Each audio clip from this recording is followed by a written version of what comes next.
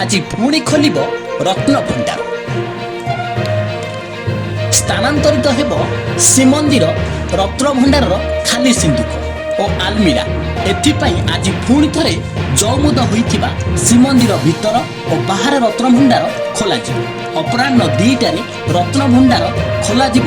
ଏଣୁ ଅପରାହ୍ନ 1ରୁ ସିନ୍ଦୁକ ଓ ଆଲମିରା ସ୍ଥାନାନ୍ତର ଶେଷ ପର୍ଯ୍ୟନ୍ତ ସର୍ବସାଧାରଣ ଦର୍ଶନ ବନ୍ଦ ରଖାଯାଇଛି। ତେବେ ଭକ୍ତମାନେ ଚାହିଁଲେ ମହାପ୍ରସାଦ ନେଇପାରିବେ ବୋଲି ଶ୍ରୀମନ୍ଦିର ପ୍ରଶାସନ ସ୍ପଷ୍ଟ କରିଛି। ଶ୍ରୀମନ୍ଦିର ରତ୍ନଭଣ୍ଡାର ଭିତରେ ପ୍ରବେଶ ଓ ଯାଞ୍ଚ ପାଇଁ 12 ଜଣିଆ କମିଟି ଗଠନ ହୋଇଛି।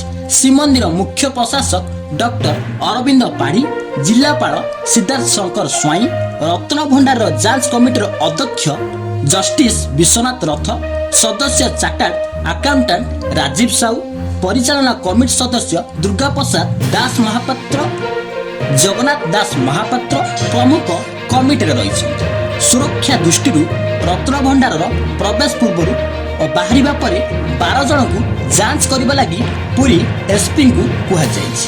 ଆଇନ ବିଭାଗ ଚିଠି ଅନୁଯାୟୀ ଉଭୟ ଭିତର ଓ ବାହାର ରତ୍ନଭଣ୍ଡାରରେ ଥିବା ଖାଲି ଆଲମିରା, କାଠ ରଖାଯିବା ସ୍ଥାନାନ୍ତର ପରେ ରତ୍ନଭଣ୍ଡାର ସ୍ଥିତି ଯାଞ୍ଚ କରାଯାଇ ମରାମତି କରାଯିବ।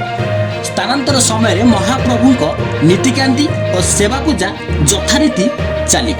Bureau report, Mandira TV.